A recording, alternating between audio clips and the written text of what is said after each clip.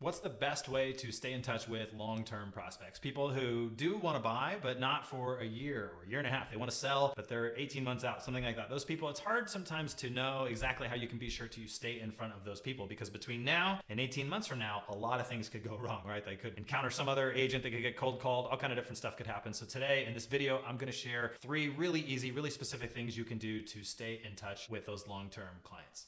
The first thing with buyers or sellers is to be in front of them with relevant information. So if it's a seller, I recommend HomeBot. I've done videos on HomeBot and how much I love that system. It basically emails them monthly and tells them how much their house is worth. Really, really great system. Can't recommend it enough. I'll put a link to that video in the notes as well. So for sellers, I'd set them up on HomeBot so they're monthly finding out how much their home is worth, and it comes from you, reminds them about you.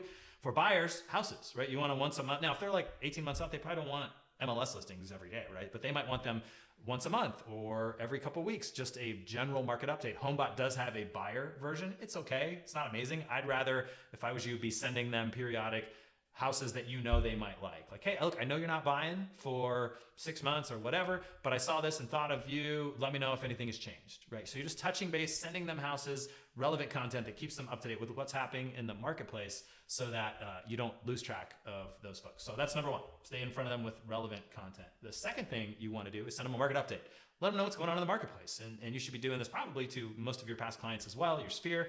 Lots of people want to know what's happening in the market. So once a month, every couple months, do some kind of market update. You can do a video. If you're not comfortable with video, you can do a written newsletter, something along those lines, keeping them in the loop on what's happening in the broader marketplace. In general, on those videos, I think what's most helpful is to let people know what's happening with interest rates, let them know what's happening with supply and demand, how much months of inventory there are of homes for sale, and then what's happening with prices. Are they going up, are they going down, and kind of your thoughts on what the future might look like. So that'd be the second way.